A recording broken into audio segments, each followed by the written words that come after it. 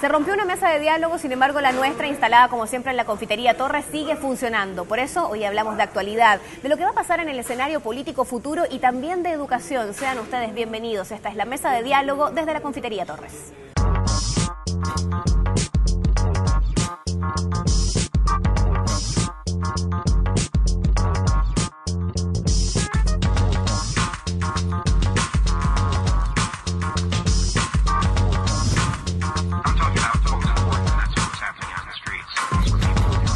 Nos acompaña Nicolás Valenzuela, fue secretario general de la FEUC en 2009. Actualmente estudia un magíster en desarrollo urbano y se desempeña como director ejecutivo de Sentidos Comunes, iniciativa web ligada a la Fundación Dialoga.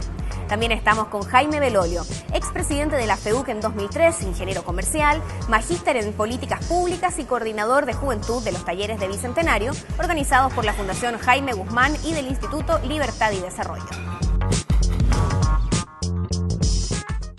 Ya estamos instalados, como siempre, desde la Confitería Torres, una nueva mesa de diálogo, y hay que decir que este ha sido un año particularmente un tanto revuelto, ¿sí? Ha habido muchas demandas ciudadanas, hemos hablado ya en esta misma mesa de este ciudadano crítico, involucrado y participativo.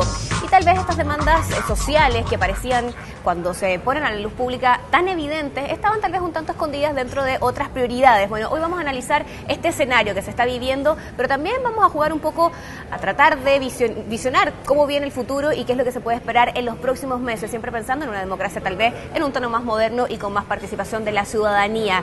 Señores, gracias por estar con nosotros a los dos. Vamos a partir de inmediato con este tema. Partamos por acá, Nicolás. ¿Cómo defines tú este ciudadano chileno del 2011 que hoy día se atreve a salir a las calles, que se atreve a manifestarse, que no necesariamente está inscrito en los registros electorales, pero que sí está exigiendo cambios? A ver, lo primero es que es un ciudadano chileno que no está solo en el mundo.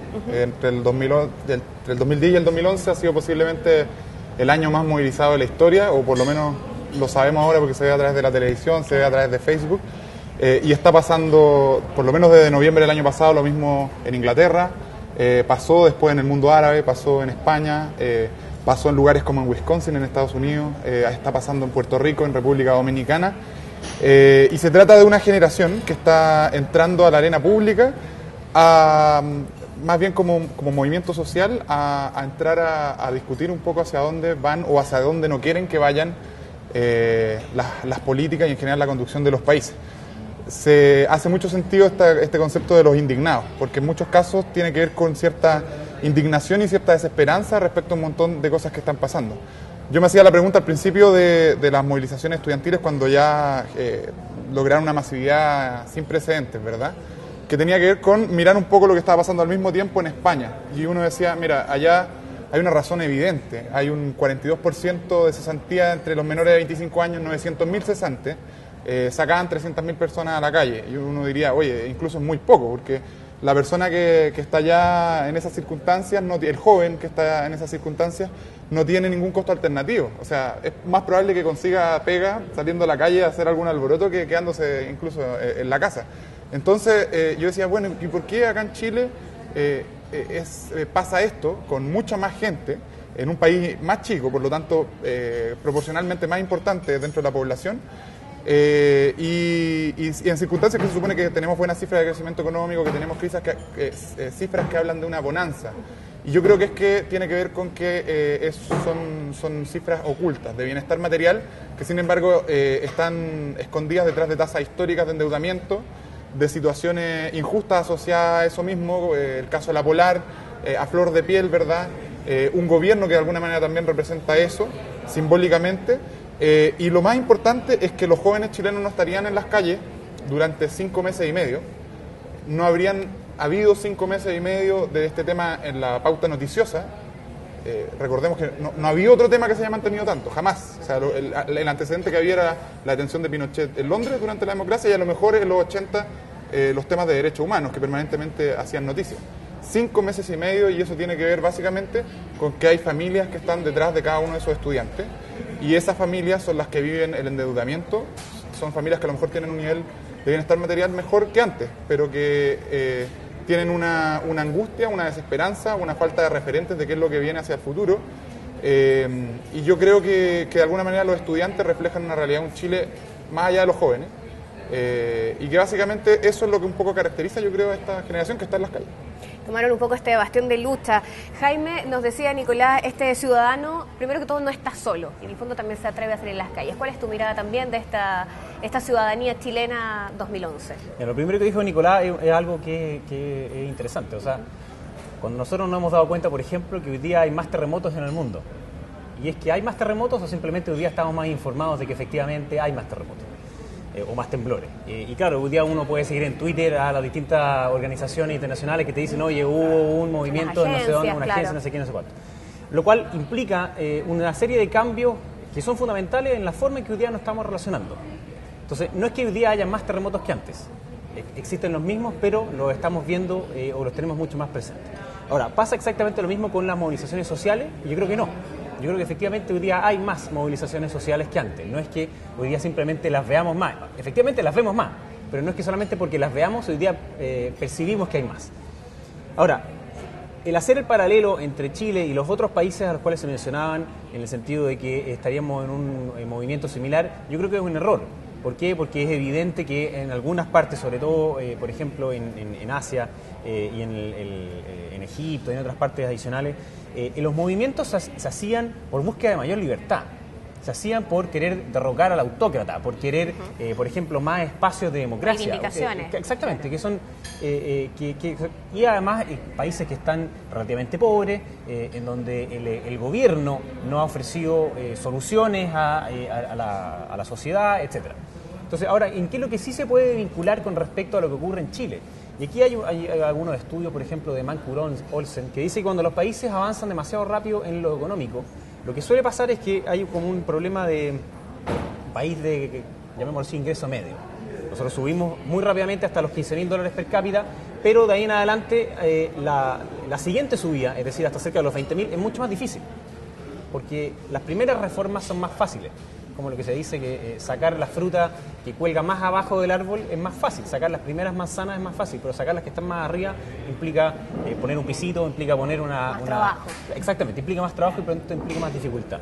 Ahora hay algo que dice Nicolás en lo que yo estoy completamente de acuerdo, que es que cuando nosotros hablamos de este crecimiento económico, hablamos de que $15.000 per cápita, en el fondo nos estamos refiriendo a que hay un bienestar material que hoy día es mayor. Y eso es evidente. Hoy día uno ve, en Chile que hay un aumento de la calidad de vida y un aumento de acceso a bienes. Pero eso no es lo único. De hecho, es mucho más importante todavía para poder describir qué es lo que pasa con la sociedad. ¿Qué pasa con las otras partes que no tienen que ver con lo material, sino que más bien tienen que ver con lo espiritual? Entonces ahí hay otras expectativas, otras reivindicaciones, otras posiciones de la sociedad frente a lo que hoy día está ocurriendo. ¿Y qué es lo que se ha dicho en particular con el movimiento estudiantil? Que no es una demanda solo por el dinero para la educación, sino por el espíritu de una ley que en el fondo implica la ética, la moral y muchas otras cosas. Entonces él decía algo con respecto a los indignados. Esta es mi teoría acerca de los indignados. En España es por una causa, como decía él, que tiene que ver con el desempleo, que tiene que ver también con alguna falta de representatividad. Yo creo que más bien en Chile, si uno se da cuenta, quienes salieron inicialmente a las calles fueron más bien personas de clase media emergente.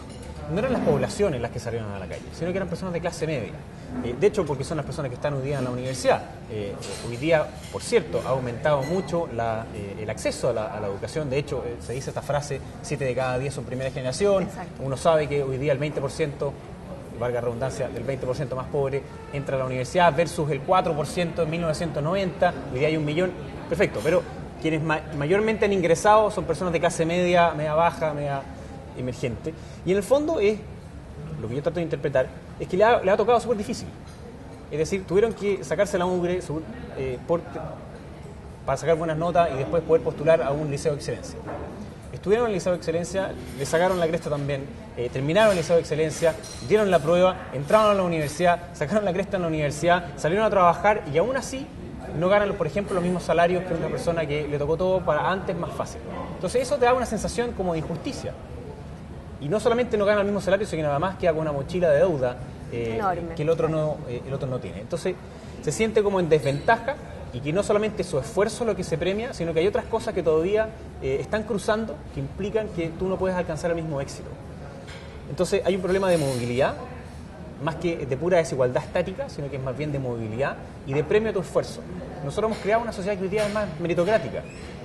Hemos creado una sociedad en la cual hay más movilidad social. O hemos creado la promesa de movilidad social, porque yo creo que yo estoy muy de acuerdo con lo que tú dices, sin embargo, creo que es interesante hacer las interpretaciones en base a eso mismo. Yo creo que lo que está permeando tiene que ver con una preocupación por el futuro. Es bien particular escuchar a jóvenes del colegio, por ejemplo, estudiantes de liceo que están marchando, presidentes de centros de alumnos, y que te digan a los 16 años, esto lo hacemos por nuestro hijo y por nuestros nietos, que son imágenes que se han visto en la televisión. Y uno entonces hace esa pregunta de ¿qué es esto? O sea, es como todo lo contrario de lo que uno esperaría. Me acuerdo de algunos periodistas por ahí que celebraron mucho el hecho de que se preocuparan estos jóvenes por el futuro, porque rompen el paradigma de la idea de que esto no tiene nada que ver con fines de los años 90, el Chino Río y el joven que no está ni ahí. Claro. Es como todo lo contrario. Y ahí yo creo que sí hay un punto que es la parte positiva de esta desesperanza, que tiene que ver con esta preocupación por el futuro. Y si uno se hace la pregunta de qué implica, por ejemplo, cuando se habla de otros temas, mezclémoslo con Hidroaicén, por ejemplo. Pensemos en desarrollo sostenible, pensemos en sostenibilidad. No es nada más que la pregunta por el futuro.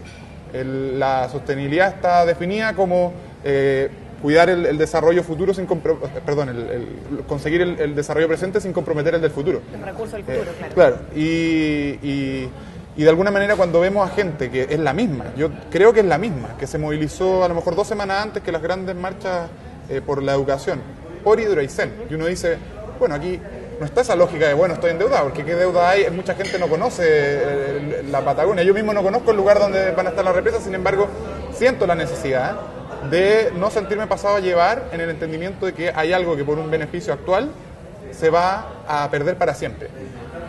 Y yo creo que ahí es interesante mezclarlo con nuevas visiones que tienen los jóvenes, con esta mirada verde, por ejemplo, que va mucho más allá de la izquierda y la derecha, y que creo que se mezcla con el tema de educación. Cuando la pregunta tiene que ver con la movilidad social, y es una promesa, también estamos hablando del futuro. Las personas, existe la creencia, bien arraigada en la sociedad, de que, por ejemplo, está esta inversión en la casa propia, esta inversión en la educación, como cosas que uno puede, ciertos activos a los que uno puede acceder y que van a ser una inversión en el largo plazo. Yo creo que tiene que ver con eso, con una crisis respecto de las expectativas, las promesas que como sociedad nos hacemos, sobre todo a esta clase emergente, a estos grupos emergentes que tú describes, pero que hoy en día no se están cumpliendo. Y en ese conflicto aparece esta desesperanza, esta rabia, pero creo que la parte positiva, y que yo espero que un poco informe los nuevos proyectos políticos que se vengan y las nuevas ideas de sociedad, tienen que ver con pensar en el futuro.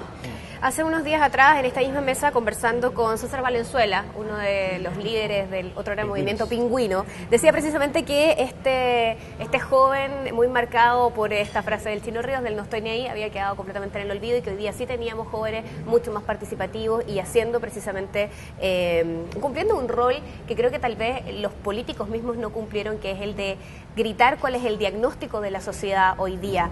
Y frente a eso se instala también esta crisis de representatividad que va más allá de solamente el tema político, que es lo mismo que planteaba Nicolás. ¿Cuál es tu mirada frente a eso? A finalmente quiénes son las personas que hoy están desde el otro lado, que son la política, ¿no? Los políticos, la clase política en general, encargados de representar a esta ciudadanía que está demandando por cosas que le parecen justas y legítimas. Me he dicho cosas para responder tu pregunta, déjame darme una pequeña vuelta. Vamos. Que es que en Egipto, por ejemplo, luego de que se pusieron de acuerdo mucho a través de Twitter y de Facebook y dijeron, bueno, derroquemos al autócrata, muchos dijeron, bueno, este es el fin de la democracia. Porque un grupo de personas a través de medios sociales o a través de medios muy fáciles pudieron llegar directamente a la autoridad y hacer esta acción colectiva a menor costo claro. Y finalmente batallar contra la autoridad. Pero en el fondo yo creo que no es la democracia la que está en crisis, sino que es la forma de ejercicio del poder el que puede estar hoy día más en crisis. Es decir, la forma piramidal tradicional en que desde la cabeza bajaba hasta el piso siguiente y así sucesivamente hasta que finalmente llegaba a, digamos así, una masa, eso cambió. Y cambió porque hoy día en Twitter uno puede escribirle al ministro Goldborn y decirle algo y él te puede contestar. Y porque uno puede también, preguntarle a otra autoridad y efectivamente va a tener una relación mucho más directa. Ahora, uno puede interpretar eso como que Hobbes tenía razón y por lo tanto la única solución es un leviatán, es decir, un gran Estado que nos defienda y si no los hombres nos matamos entre nosotros. O la otra alternativa es que lo que yo creo que va a ocurrir, y espero que ocurra, es que entre el individuo y el Estado hay otras cosas entre medio. Y esas otras cosas entre medio son organizaciones sociales, son movimientos, son lo que sea. Entonces, ahora, este movimiento que decías tú, por ejemplo, Hydro Aysén versus el movimiento educacional. Hay otro que es todavía más paradigmático, que es el caso de Barrancones. ¿Por qué? Porque es un movimiento que se forma rápidamente, pero se disuelve rápidamente. Una vez que consigue el objetivo, que es más bien de corto plazo, se disuelve. Y es una de las cosas que a los movimientos ligados al tema verde, al tema ecológico, se les ha criticado bastante. Exactamente. Que son más bien reaccionarios y no con un trabajo permanente. Entonces uno podría hacer, por ejemplo, la siguiente, poner el siguiente supuesto. Yo creo que eran las mismas personas las que estaban marchando por Hydro Aysén que después con el tema educacional, pero en las marchas educacionales hay líderes. Y hay una organización estable, una orgánica que finalmente puede implicar volver a convocar, puede implicar incluso modificar su discurso, puede implicar, no es como, bueno, Barrancones además tenía una fecha específica en la que se aprobaba tal cosa, había una grabación de una promesa del presidente, todo era como muy específico. Y creo que claro, tal vez es el mismo sentimiento, incluso las mismas personas que después encuentran una forma de organizarse y de tener líderes. Yo ahí tengo una pequeña discrepancia, que es que en el fondo, si bien es verdad que ahora hay líderes y en el pasado contra Hydro Aysén no había un líder, excepto Luis Mariano Rendón, digamos, que llevaba la lucha hace mucho tiempo. Llegaba a pedir el permiso para la marcha nomás, digamos. Sí. Pero al menos él llevaba mucho tiempo diciendo y viviendo consistentemente de acuerdo a su ecología profunda, digamos. En que por lo demás, el problema de la ecología profunda es que los culpables del cambio somos nosotros los seres humanos, así que no es muy amiga con los seres humanos. Pero, y la diferencia es que Barrancones e Hydro Aysén no pretendían una visión completa de la sociedad. Es decir, era un problema puntual, Hydro Aysén, por cierto, que con mira de futuro, también Barrancones, pero no pretendía tener una visión o un proyecto de sociedad. Lo que hoy día yo creo que se ha cambiado con este movimiento educacional, que es que hay grupos que más bien ocupan la educación como su puntal de lanza para otras demandas. Y entonces ahí uno puede diferenciarlos claramente, los que ellos mismos se llaman los ultrones y otros tantos más, que en el fondo la educación es la excusa, pero lo que ellos quieren hacer es sacar el modelo completo y total y cambiarlo por otra cosa completamente distinta. ¿Te parece bien? O sea, me parece legítimo que ellos quieran hacerlo, digamos, es una discusión que uno puede dar, una democracia, me parece bien que hayan distintas personas que puedan pensar distinto. Ahora, la Asamblea Constituyente, la gratuidad, la estatización, fue a la última elección presidencial y sacó un 5%.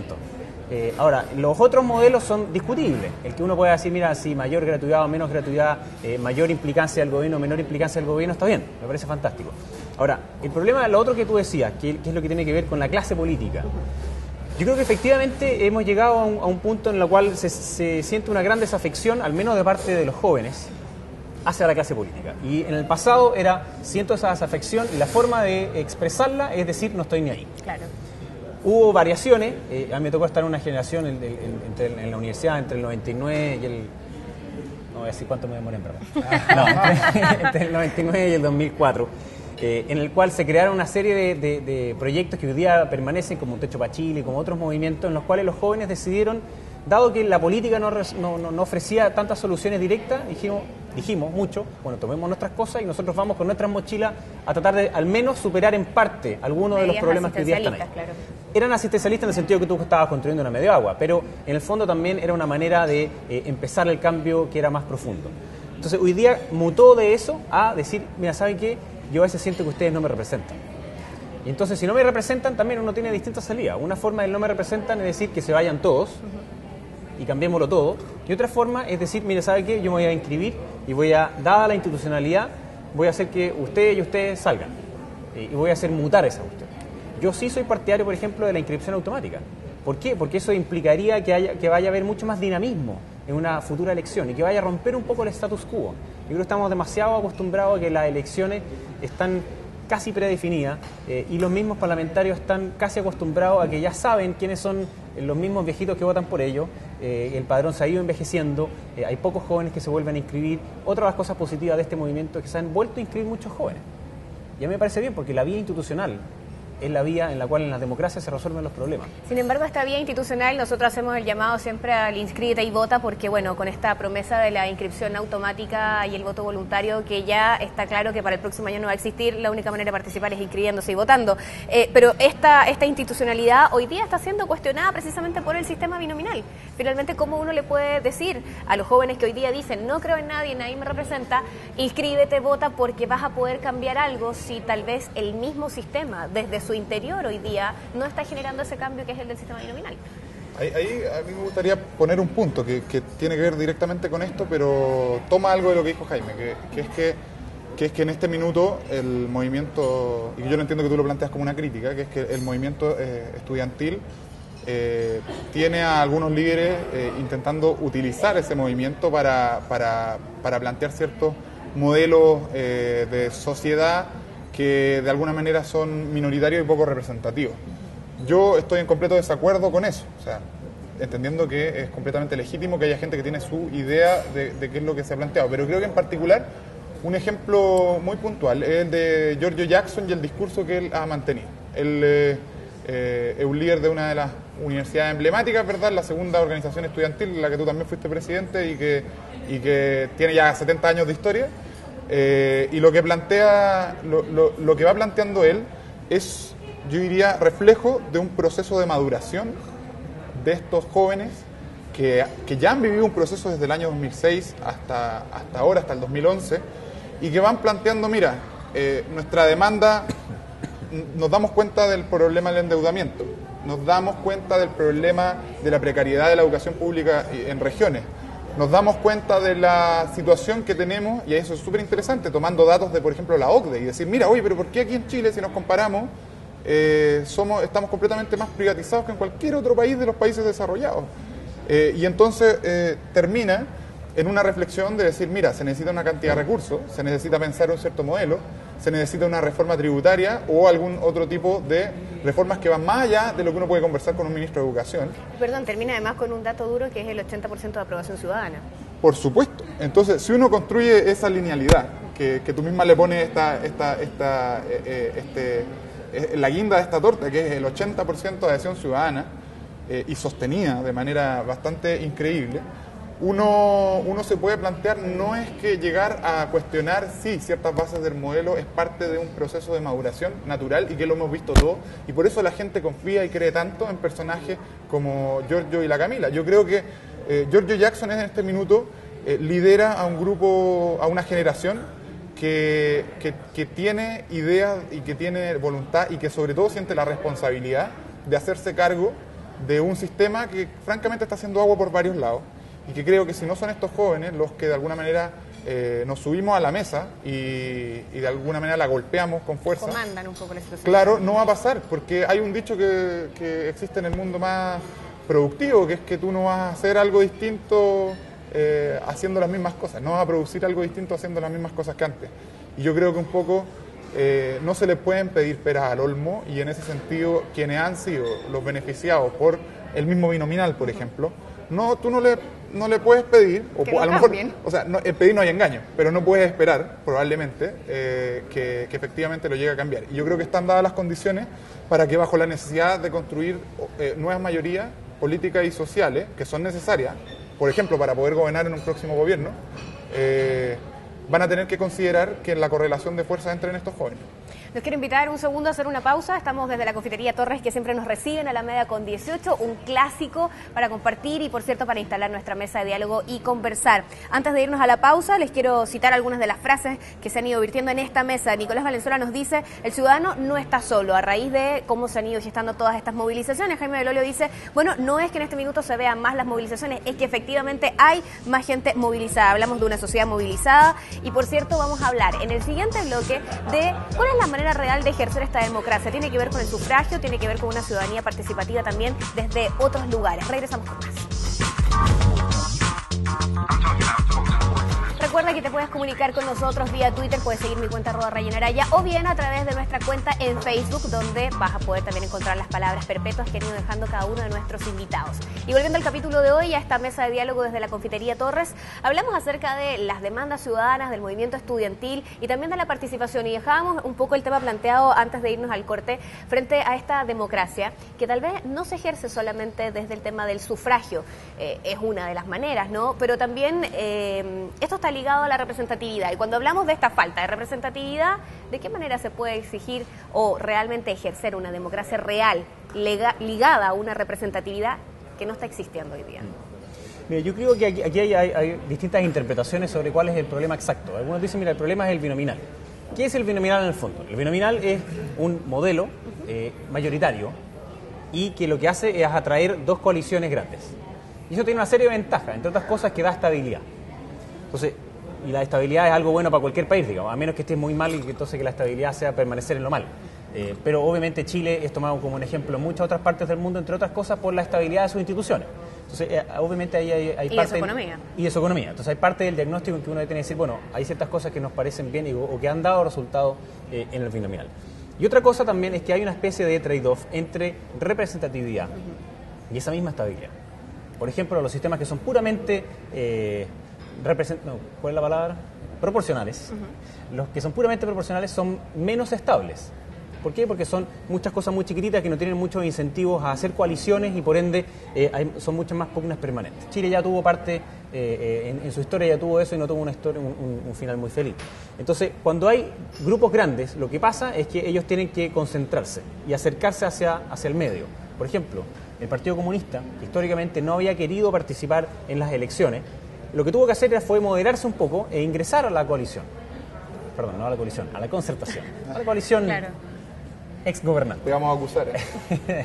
Y entonces ingresa y modera y saca algunos diputados y hoy día ya está como en la institucionalidad. Yo creo que eso es bueno para la democracia, que los que son extremos tengan que moderarse para ser parte en una coalición. Ahora, para mí un modelo democrático sí tiene que tener ciertas consideraciones. Entre ellas que siga siendo mayoritario, entre otras que siga siendo estable, pero también que las personas sientan que es un modelo válido, que es un modelo que efectivamente los representa. Entonces yo estoy dispuesto, obviamente, a que uno pueda cambiar parte de esas cosas, manteniendo lo bueno, pero para cambiar parte de esas cosas para que vuelva a ser igualmente legítimo que como lo fue, por ejemplo, en los 90. Entonces no solamente cuando uno gana dice, bueno, sí, me parece ahora bien, es súper legítimo, y cuando pierde dice, no, ahora es ilegítimo. Entonces ahí parte de la discusión también tiene un poco que ver con eso. ¿Qué podemos hacer para entregarle más dinamismo, entregarle más representatividad? Yo creo que varias cosas. Entre una, la que te mencionaba yo. Primero, que el voto sea efectivamente voluntario y que al mismo tiempo la inscripción sea automática. Es decir, eso generaría muchos grupos de personas o muchas personas que hoy día no están inscritas en los registros electorales por X razones, pero hoy día no están y que pasarían a ser actores activos en una futura elección. Y yo sí creo que puede estar, de hecho, para las municipales del 2012. Sí. Yo sí creo, y yo creo que debemos exigírselo al gobierno, porque hoy día son más bien excusas. El que pasa con el registro civil, y acá, yo creo que debiese estar para las elecciones del 2012 y de todas maneras debiese estar para el 2013. Ahora, ¿qué otras cosas más se podrían cambiar? Bueno, hay distintas fórmulas, unos proponen unas cosas, otros proponen otras, pero en el fondo van en la línea de que los diputados sean más, para que estén más cerca de los electores. Es decir, eso podría pasar perfectamente por redistritar. Yo sería, por ejemplo, partidario de que tuviésemos sistemas uninominales, pero que tengamos un movimiento para eso. Que tengamos, por ejemplo, 120 o 150 distritos. Y entonces el problema, de nuevo, es cómo definimos esos distritos. Por ejemplo, yo viví 2 años en Chicago y uno veía que los distritos, habían unos distritos en que partían en la parte de arriba de la ciudad, pasaban solamente por una calle. Imagínense que algo que hubiese partido, no sé, en Huechuraba, sube hasta Apoquindo, baja por Apoquindo hasta la Alameda y después toma el bosque. Entonces dice, bueno, ¿por qué ese distrito es así? Bueno, porque el gallo que se elegía tenía, no sé, mucha población latina y los latinos vivían en esos lugares. Entonces, obviamente, el problema pasa a ser cómo se hacen esos distritos, y claramente quienes hoy día están en el poder no van a querer redistritar. Sí. A mí me gustaría... Perdona, un segundo, sí, antes de entrar con la contraparte que sé que viene cargada. Hablamos de todas maneras de una situación en la que ninguno de los dos extremos políticos, ni Concertación ni Alianza, tienen una real garantía por parte de la ciudadanía de aprobación. O sea, están los dos en un minuto complicado. Eso es verdad. Y lo que, Están los dos sí es muy creíble. Lo que es ilógico es que como que pareciera que se pelean el timón de un avión que va a estrellarse y a ver para quién lo maneja en los últimos 5 metros. Por lo menos los pasajeros, que en este caso sería la ciudadanía, se bajaron. Entonces, claro, es absurdo decir, mira, ¿saben qué? Yo me voy a declarar, como hizo la concertación, como oposición permanente, entonces una convergencia opositora, un nombre que me parece al menos raro, que es como decir, mira, ¿saben qué? Córranse ustedes, yo agarro la cuestión, pero vamos a chocar de frente igual. Entonces uno no puede avanzar en el futuro mirando por el retrovisor. Entonces yo creo que una de las diferencias que tiene la generación nuestra es que si bien nosotros podemos tener diferencias de opinión con respecto al pasado, lo que más nos divide no es solamente cómo leemos el pasado, sino que cuáles son las perspectivas de futuro distintas que tenemos. Eso es fundamental. El problema que tenemos es que yo creo que tenemos una institucionalidad amarrada en el pasado, que es justamente lo que hoy en día nos genera problemas. Recordemos que la otra vez me tocó estar comentando un paper de Juan Pablo Luna, que es un cientista político de la Universidad Católica, un profesor, y que dirige la encuesta La POP, que es una encuesta que, entre otras cosas, mide el nivel de adhesión y de legitimidad que tienen los partidos políticos y los sistemas democráticos en toda América Latina. Y Chile es el que tiene los peores índices. Y eso no está bien. Eso no está para nada bien, incluso más allá de cuánto aprobación o reprobación tiene una u otra coalición. Y el punto acá es que yo creo que estamos ante un sistema institucional creado en el contexto de la Guerra Fría, creado en el contexto de un momento en el que hace apenas un rato había caído el muro de Berlín, creado en un contexto del término de una dictadura pactada, creado en una mirada exclusivamente desde quienes iban a perder el poder dictatorial que poseían y que de alguna manera querían mantener un control sobre el sistema político económico que venía hacia adelante. Y tenemos dos candados, que son el binominal y los quórum calificados, que justamente lo que hacen es exactamente lo que describe Jaime, que es generar cierto aplanamiento de las diferencias, generar una estabilidad específicamente a nivel de los representantes políticos. Pero yo creo que ahí hay una falacia que ya no aplica para ya casi 25 años después. Y eso tiene que ver con algo que yo le escuché una vez en el Centro de Estudios Públicos a Lucas Sierra, que es un personaje bastante del mundo liberal, un profesor de la Universidad de Chile, pero que es muy liberal en su pensamiento, y él decía, oye, pero si es lo mejor que le puede pasar a una democracia que tenga bajos niveles de adhesión. Los partidos, yo decía, ¿cómo? Y él decía, no, pero si es normal. O sea, si las personas no se sienten interesadas en la política y en el sistema democrático, es porque básicamente está todo bastante bien. No hay problemas. Y en este minuto se pueden preocupar de cosas que son más de su interés personal, de su interés particular, de su familia, de su actividad económica, de una serie de cosas. Yo creo que hoy en día podemos comprobar que esto yo lo escuché hace un par de años, que esa visión estaba completamente errada. Y ahí hay un supuesto que es el mismo que sustenta a este sistema institucional que vivimos, que fue forjado por Jaime Guzmán, que fue forjado por una serie de intelectuales civiles que trabajaron al alero del gobierno militar, y que creo que tuvo una mirada muy cortoplacista. ¿Y en qué quedó demostrado? En que estaba básicamente diseñado para cuando la coalición en ese minuto opositora, o sea, lo que fue la concertación, gobernara. ¿Y en qué queda claro que no estuvo pensado como un modelo de largo plazo? Es que cuando cambia el poder, llegamos a un nivel de deslegitimidad mucho mayor, o un nivel de crisis política que yo creo que es bastante importante, que no es solo la deslegitimidad del sistema, sino que es también que nos podemos enfrentar a lo mejor candidatos presidenciales como Goldborn, o incluso por el otro lado, que no obedecen necesariamente a una popularidad de los partidos, sino que a popularidades personales, y en las cuales finalmente las personas van a elegir un presidente, pero un presidente que va a tener que gobernar con un parlamento en el que dominan básicamente estructuras de los partidos. Y eso va a significar un conflicto para nuestra democracia, y es algo que creo que el sistema que tenemos no está previendo, por lo tanto no sirve. ¿Qué hacemos con el sistema uninominal? Lo que pasa es que yo creo que es lo que habría que hacer. El binominal es bastante terrible, porque finalmente tú puedes pasa cosas como la UDI, por ejemplo, que tiene el 23% de los votos, pero el 31% de los diputados. Pasa que finalmente hay minorías, como el Partido Radical, por ejemplo, que están sobre representadas porque forman parte de una coalición.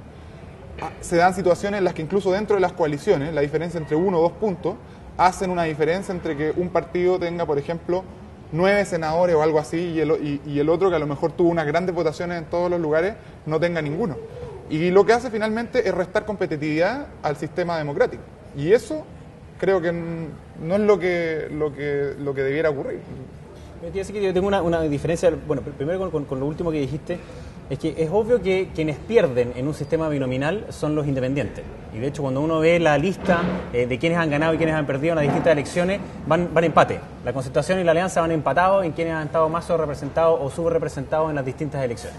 Ahora, la cantidad de votos y la cantidad de escaños tiene una pequeña trampa, que es ¿cuál? Que es, por ejemplo, alguien que vive en Punta Arenas, la cantidad de electores de Punta Arenas es muy chica comparada, por ejemplo, con la cantidad de electores del distrito aquí en Santiago. Entonces, si uno simplemente mira la cantidad, el número de votos, uno podría decir, bueno, el gallo Udi que fue allá tiene un escaño más y en verdad sacó menos votos.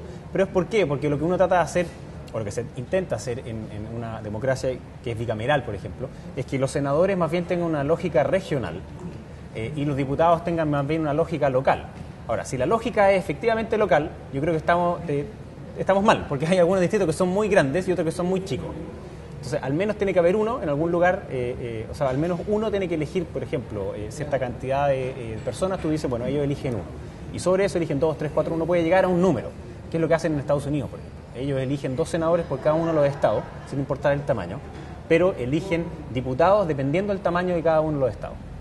Así California elige mucho más que los que elige Alaska, pero sin embargo Alaska también elige los mismos senadores que elige California. No estoy diciendo que esa sea la panacea, digamos, pero obviamente tiene ciertas ventajas y ciertas desventajas. Los modelos, por ejemplo, como en Inglaterra, como en Francia y otros tantos más, son modelos uninominales, son modelos que han generado estabilidad y que llevan 50 años. Yo discrepo un poco de que no haya sido un modelo pensado en el futuro. ¿Por qué? Porque, entre otras cosas, es un modelo que lleva más de 20 años y que ha dado estabilidad, y esa estabilidad le ha significado grandes beneficios a nuestro país. Ahora, ¿qué podemos hacer para cambiarlo? Bueno, muchas cosas. Decíamos, ahí es del interés de las mismas personas que están hoy día en el poder el cambiarlo. Bueno, obvio que no. Pero ¿qué es lo que tiene que pasar para que ya sea de su interés? Que el movimiento externo, exactamente, que el escenario externo, la presión externa sea de tal forma de que o no tengan otra salida o tengan que representar, entre comillas, ese sentir. Ahora, yo creo que el sentir hoy día no es unánime, no es evidente cuál es la fórmula. Yo creo que al menos convengamos en lo que decía Lucas Sierra, en que si es que hoy día la democracia, o más que la democracia, la política partidista es menos relevante, yo sí creo que es bueno. ¿Por qué? Porque si en el pasado tú te jugabas la vida o la muerte según si salía una u otra persona, a mí me parece que eso no es razonable en una democracia o en un país que quiere llegar al desarrollo. Si es que de verdad sale tu opositor y tú corres riesgo de muerte, me parece que es un retroceso enorme. Otra cosa distinta es que tú tengas partidos que sean sólidos institucionalmente, que sean transparentes y que sean abiertos de tal manera que sean relevantes en el accionar de la democracia. Yo creo que eso nos falta, claramente. Nuestros partidos son débiles, son de institucionalidad débil. Y los partidos en una democracia son importantes. Les quiero plantear el siguiente tema. Yo estuve escuchando frente a algunas políticas, por ejemplo, que existen sin ir tan lejos como Estados Unidos, sino que aquí dentro de los vecinos un poquito más arriba, en Latinoamérica, en Brasil, donde tienen una posibilidad abierta a la ciudadanía en que, juntando firmas, se puede, a través de la comunidad, presentar ciertos proyectos de ley. ¿Te parece a ti que tal vez esa podría ser una manera viable que esta ciudadanía que hoy día no se siente representada logre poner ciertos temas que sí son de real interés dentro de la agenda política, dentro del Parlamento? Mira, puede ser, pero el problema que tiene eso es que ¿quiénes son los que se organizarían en torno a, por ejemplo, hacer un proyecto de ley? Hoy día, de hecho, lo pueden hacer a través de sus propios parlamentarios. Porque los parlamentarios en Chile... Pero no sienten la representatividad con los parlamentarios. Es posible. Pero ¿cuál es el problema? Se lo podrían saltar. ¿Quiénes son? Porque daría lo mismo quiénes son en la medida que sea una cantidad razonable. No, sí y no. Sí, porque daría lo mismo, porque igual tiene que pasar por la instancia del Congreso. Y no porque, en el fondo, la búsqueda del bien común no es simplemente la búsqueda de las individualidades, de lo que nosotros tres decidamos que es lo mejor para nosotros tres, o de lo que un grupo particular quiera. Es decir, la democracia no es la ley del más fuerte o simplemente la ley del que más grita en las calles. Porque lo contrario, si fuese así, nosotros sabemos que tiene mucha más rentabilidad invertir, por ejemplo, en educación preescolar. Pero los preescolares, los del jardín infantil, nos salen a protestar en las calles. Y eso no implica que no tengamos que darle más recursos ahí. Entonces, por ejemplo, pero si sí solamente... está canibalizada la política, aunque no sea finalmente con la ley de que el que grita más fuerte es el que gana. No, o sea, siempre van a haber estos grupos que se van a enfrentar, digamos, y distintos lobbies, llamémoslo así, distintas presiones, distintos grupos de interés, y que es razonable. Ahora, yo creo que sí es bueno, quizá, de que uno pueda abrir espacios para que la comunidad pueda presentar proyectos de ley. Ahora, que tengan la misma condición que tienen los parlamentarios para presentar esos proyectos de ley, que entre otras cosas es que la iniciativa de gasto, por ejemplo, es exclusiva del Ejecutivo. ¿Qué quiere decir eso? Que yo no puedo llegar a hacer un proyecto de ley que diga quiero que a mí me den, no sé, 10 millones de pesos cada 5 años. Aparte que no sería aprobado, digamos. Requiere aumento de gasto. Entonces, ese aumento de gasto es complicado. Igual hay que, yo creo que ser cuidadoso con lo que se está planteando. Un solo ejemplo. Ayer se hizo el anuncio público, ya la promulgación y bombos y platillos para el postnatal de 6 meses. A todo esto hubo unos payasos y María José Quintanilla que dijeron cosas que no le gustaron al presidente en el acto en la Florida, pero el punto aquí es que ese caso hubo un momento en el que justamente por este tema de la iniciativa respecto al gasto, algo que se planteó en el Senado, que fue aumentar el tope de UEF, el argumento de los sectores políticos de derecha fue inmediatamente esto es inconstitucional porque está apuntando a una cantidad de gasto y se iba a recurrir al Tribunal Constitucional. Para los que no saben también, el Tribunal Constitucional finalmente decide sobre qué cosas, incluso cosas que se acuerdan en el Parlamento, finalmente son o no son o no constitucionales. El punto es que posiblemente creo que es muy complicado en una democracia, sobre todo considerando que finalmente se terminó haciendo lo que planteaban esas indicaciones, que supuestamente eran también inconstitucionales. El punto acá es un problema político. Ni siquiera eran inconstitucionales por quienes lo presentaron, no por la propuesta en sí. No, por supuesto, por quienes lo presentaban, porque los senadores no pueden manejar el tema presupuestario. El punto está en que finalmente ese proceso terminó con, todos reconocen, un proyecto fortalecido, un proyecto que es mejor que antes, y un proyecto en el que ese recurso fue fundamental para poder cambiar las cosas. Resulta que estamos recurriendo, y nuestra institucionalidad tiene figuras como el Tribunal Constitucional, en el que finalmente cuando no somos capaces de ponernos de acuerdo, se recurre a un árbitro, que yo creo que es el mismo fenómeno que algo que pasa siempre. Y yo ahí creo que hay que hacer una culpa de muchos sectores. No nos ponemos poner de acuerdo en algo, llamemos a, en este caso, Monseñor Esati. Un interventor. Un interventor. El Monseñor Esati. Yo creo que hay poca diferencia entre llamar a la Iglesia, al Tribunal Constitucional, o llamar a los militares, que se ha hecho en otros momentos, porque son básicamente, el sistema político dice, no nos podemos hacer cargo de nuestras diferencias, por favor, señores, ustedes háganse cargo, y en esas renuncias creo que hay unos peligros a la democracia gigantescos. En muchos casos, esa falta de capacidad de ponerse de acuerdo es lo que lleva a las mejores resoluciones respecto a temas que son fundamentales, como fue el caso del postnatal. Y si fuera por el Tribunal Constitucional, no hubiera pasado absolutamente nada. Entonces tenemos que hacernos esa pregunta de cómo nuestra institucionalidad responde mejor hacia el futuro. Es muy interesante que tú mencionaras el caso de Brasil. En Brasil, hace poco, en uno de los gobiernos de Lula, inventaron algo que a mí me parece genial, que es una especie de Ministerio del Futuro. Se llama Ministerio de Asuntos Estratégicos. Y hay un personaje que se llama Roberto Mangabeira Unger, que tiene bastante buena prensa, no solo por ser ocupó ese ministerio, sino porque también era el profesor favorito de Obama en Harvard, entonces tiene como, esto es un poco famoso, ¿no? Relevancia, claro. Lo que plantea él es que en su rol, que era pensar un poco hacia el futuro, la democracia tiene que volver a calentarse, decía él. Hemos tendido hacia democracias enfriadas, que tienen mucho que ver con lo que estamos describiendo, y eso hace crisis. No podemos responder, sobre todo en tiempos que los desafíos son cada vez más apuntando hacia cosas que no se ven el beneficio inmediato o el costo inmediato. Entonces él dice hay que tener mecanismos. Por ejemplo, lo mismo que tú dices, iniciativa popular de ley. Por ejemplo, plebiscitos revocatorios. Por ejemplo, plebiscitos que permitan resolver en discrepancia entre el legislativo y el ejecutivo, que en Chile existe pero de una manera bastante restringida. Entonces yo creo que esos tipos de caminos institucionales son caminos que hay que recorrer, que hay que considerar y que nos permitirían, sin llegar hasta, y creo que no hay que tenerle miedo a las mayorías, Jaime, pero pero creo que es importante también tener estos mecanismos, porque lo que hay que hacer es calentar esta democracia y que a todos nos gusta, nos sintamos representados, si se trata de representación finalmente. Yo no le tengo miedo a la mayoría. Mi problema es que la minoría no sea aplastada por la mayoría y que no sea una dictadura a la mayoría. Entonces, en el fondo, la democracia lo que hace es una manera de ponernos de acuerdo a ver quién gana y quién pierde. Entonces, la forma en la cual yo llego a los destinos finales o en la cual llego al... va a sonar muy economista, pero la cual llego al equilibrio final, o la cual llego al producto final de una ley, no es irrelevante en una democracia, y menos en el proceso jurídico. Un abogado, si no estuviera mirando, saltaría, digamos, se podría caminar por las paredes y que nosotros dijéramos que da lo mismo. ¿Y por qué no da lo mismo? Porque, en el fondo, una cosa es que el gobierno reconozca la necesidad, dada la presión, de aumentar el tope, por ejemplo, en el postnatal, y otra cosa distinta es que simplemente los parlamentarios vayan y ofrezcan mayor cantidad de recursos, por ejemplo, a un grupo de personas que se lo están solicitando. ¿Por qué? Porque eso inevitablemente llega a un problema de que si tú no te haces responsable, si el gobierno no es responsable del gasto, entonces, bueno, el gasto puede ser infinito.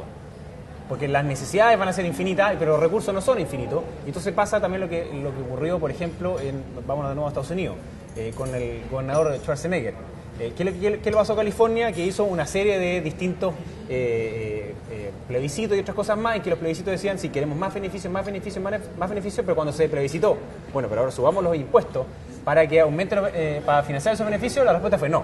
Pero ojo que también se han dedicado la última década en California a construir cárceles como enfermos. Está bien, hay distintas cosas que han sido costosas, no estoy diciendo lo contrario, pero en el fondo la lógica de yo no me quiero hacer responsable y quiero que otros paguen, pero que yo quiero tener el beneficio, es algo que es razonablemente humano. Entonces hay que tener cuidado con mantener esos controles de manera de que el país, por ejemplo, mantenga su estabilidad, al menos en términos de que gastemos lo que tenemos y no gastemos lo que no tenemos.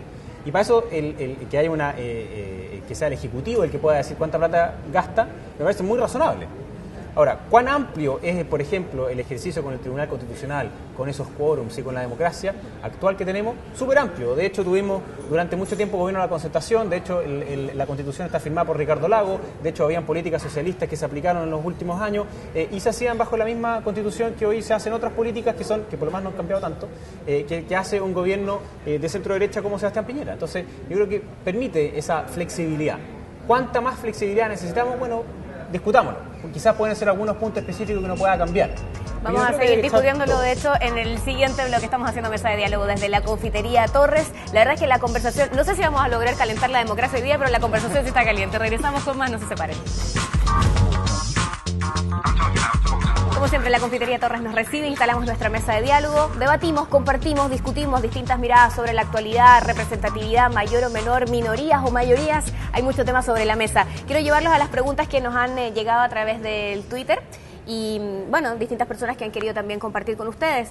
Francisco Piuzzi dice, ¿qué piensan sobre la futura elección de gobernadores, intendentes, los cores? ¿Nos ayudaría eso a avanzar como democracia y no estancarnos? Yo creo que sí, o sea, son personas que tienen nombre y apellido y que están más cerca de la ciudadanía y por lo tanto, ahora, el core es una persona que está quizá un poco muy lejos, pero... Sobre todo hoy día. Sí, pero al menos va a servir a que haya más elecciones y que haya más personas que sean elegidas por la ciudadanía, con lo cual se puede quizá, siguiendo tu analogía, calentar un poco más la democracia. Otra pregunta, @Butnico dice, ¿se interesará la gente por nuevos conglomerados políticos considerando la mala evaluación actual de ambos sectores? Yo creo que nuevos conglomerados políticos, pero que no sean solamente de la chapa. Creo que eso incluye tanto cambiarle el nombre a alguna coalición existente, como a, por ejemplo, personajes como uno que otro candidato presidencial que habla, por ejemplo, de la renovación, pero, por ejemplo, era diputado en un distrito donde su padre era senador. ¿De qué estamos hablando? O sea, eso no es renovación. Eso no quiere decir que todas esas fuerzas políticas tengan que ser desechadas, por supuesto que son en este minuto los actores principales, pero creo que se tiene que ampliar y ojalá que se amplíe con estos nuevos liderazgos nacionales que se han dado y que se tomen el espacio. Frente a esos nuevos liderazgos, la siguiente pregunta, @2007 Luis F. dice, ¿hay que cambiar las caras para recuperar la credibilidad? ¿Hay voluntad y existen esas nuevas caras para enfrentar el escenario político? Mira, yo me acuerdo de haberle preguntado alguna vez a Claudio Rego que por qué no se había tomado los distintos espacios. Y él me dice, mira, la Municipalidad de Santiago el próximo año. Y él dice, bueno, en el fondo los espacios hay que tomárselos, pero también lo que uno requiere es la fuerza y la voluntad de esas caras nuevas de tomarse los espacios y eso implica, por ejemplo, quebrar huevos. Yo creo que hay caras nuevas, hay personas que están dispuestas a asumir esas responsabilidades. De hecho, yo sí veía que en el pasado habían, por ejemplo, diputados y habían también ministros que eran muy jóvenes. Hoy día, si es que hay un ministro, de hecho los que eran menores de 35 años ya lo sacaron, digamos. Y eso me parece mal porque hay muchas personas que son menores de 35 años, que son menores de 30 años, que tienen mucho que aportar y decirle al país. Hay personas disponibles, espacios hay poco, pero el llamado es que a esas personas se tomen ese espacio. No se lo va a regalar nadie, sino que tienen que ir, a veces pegar un par de empujones sin hacer foul, pero al menos hacer cuerpo para hacerse el espacio y ponerse en la línea, en la frente de la línea. Una de las cosas que estuve visitando en el sitio de Sentidos Comunes decía, queremos que la política sea el espacio del sentido común de los chilenos. A lo mejor sobre esa frase o sobre alguna otra cosa te quiero pedir que nos dejes palabras perpetuas para nuestro muro en Facebook. Palabras perpetuas. Palabras perpetuas suena porque pesado, van a quedar así, ahí como establecidas. de mármol. Exacto, alguna reflexión final. Mira, nosotros, bueno, yo dirijo un proyecto que se llama Sentidos Comunes y el nombre tiene que ver con entender que hoy en día el sentido común ciudadano de la gente no necesariamente está representado en los espacios de poder. Y creo que son dos cosas. Uno, que esas personas sientan que ese sentido tiene más poder y por otro lado tiene que ver con entregarle también un sentido mayor a la razón de por qué gobernar, a la razón de por qué tener políticas públicas, de por qué tener una institucionalidad que a todos nos represente. Y creo que allá hay puentes que se tienen que construir. Y yo creo que esos puentes se construyen con ideas, pero también con personas. Y ojalá que estos espacios que se han generado, que yo siento que es toda una nueva generación, que incluye tanto desde los muchachos que están en las calles, hasta programas, no sé, como este mismo programa en televisión a través de internet, ocupando espacios nuevos, creo que van a implicar que empecemos a vernos a nosotros mismos de manera distinta y que nos comuniquemos, que construyamos relaciones de confianza y que trabajemos por una cosa que es distinta, que un Chile mejor. Jaime, palabras perpetuas para nuestro muro en Facebook. Reflexiones finales. Mira, yo creo que nosotros estamos en una etapa en la cual sí, efectivamente, nos estamos jugando nuestro paso hacia ese desarrollo. Pero ese desarrollo no puede ser solamente en aquello que tiene que ver con lo económico, sino que también tiene que ver con otras cosas más, con acceso a otros bienes, como por ejemplo bienes espirituales. Entonces yo no quisiera un desarrollo que fuese importado de otros países. Yo quiero un desarrollo a la chilena, lo cual tiene que ver con nuestra propia alma, que tenga que ver con nuestra propia cultura. Y eso puede desarrollarse de N maneras distintas, pero los jóvenes van a tener mucho que aportar en eso, entre otras cosas porque nosotros no somos una generación en que vivimos mirando el pasado, que vivimos a través como si hubiese una muralla que no nos permite dialogar ni encontrar razón a alguien que piensa distinto en tiempo política o a alguien que no está de acuerdo completamente en todo lo que tú piensas. Es decir, no somos una generación que tiene ese clivaje tan grande o ese trauma que sí dividió a nuestros antepasados, con lo cual nos permite mucho más fijarnos hacia el futuro y no avanzar hacia el futuro mirando por el retrovisor, porque eso inevitablemente te lleva a que tú vayas a chocar contra una piedra y vayas a hacer pérdida total. Entonces yo llamaría a los jóvenes a que realmente crean que el espacio para aportar es hoy, y no pasado y pasado mañana, sino que es hoy, y que nosotros sí estamos en una sociedad en la cual hemos avanzado mucho, que nuestra generación es más igualitaria, es más meritocrática, hay más movilidad social. Esas son cosas que tenemos que potenciar y que tenemos que avanzar hacia el futuro mirando por la ventana grande y no mirando por el retrovisor. Buenísimo, les agradezco a los dos por haber estado con nosotros. Es momento de saludar también a la gente de Feria Chilena del Libro, que siempre nos envía regalos para nuestros invitados. Más de 60 años en la tradición de acompañar, claro, la selección de la lectura de usted en su casa, de todos los chilenos. Este diccionario de la política chilena, momios, upelientos y operadores. Aquí está. Señor, para usted. Muchas gracias. ¿Cuál soy yo? Va de regalo. Tienes que escogerlo. Upeliente, está bien. Y el camino de Steve Jobs, por cierto, que lo recordamos también hoy y que gran parte del mundo se ha conmovido luego de su muerte y hay muchas cosas que aprender de su trabajo. Este va para ti, con mucho cariño, ojalá que lo puedas disfrutar, es parte del liderazgo para las nuevas generaciones, es lo que él dice.